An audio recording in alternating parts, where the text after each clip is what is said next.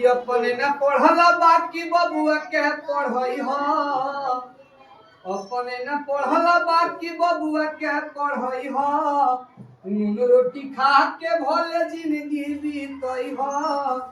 कि पढ़ी लिखी सीखी उहे जग में महान बा, पढ़ लिख बबुआ कलमिए बेजान बा।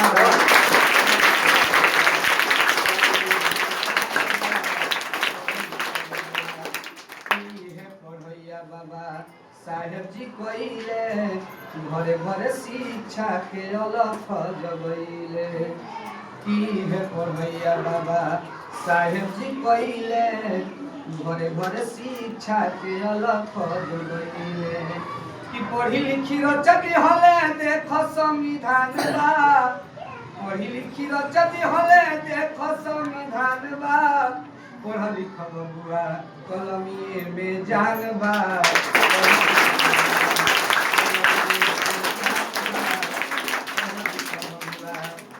शिक्षित को बदल समाज हो, तोहरे पबावे माई बाबूजी के नाज हो, कि बनी के शिक्षित को बदल समाज हो, तोहरे पबावे माई बाबूजी के नाज हो, कि पढ़ लिख लोगवा के अलग पहचान बा, पढ़ लिख लोगवा के अलग पहचान बा, पढ़ लिख बबुआ कलमिए में जान बा, पढ़ लिख बबुआ अपने न पढ़ल बाकी बबुआ के पढ़ई हो,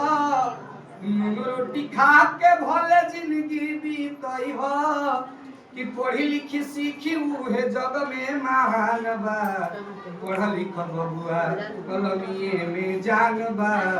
पढ़ लिख बबुआ। एक बार आप सब ताली बजाएं।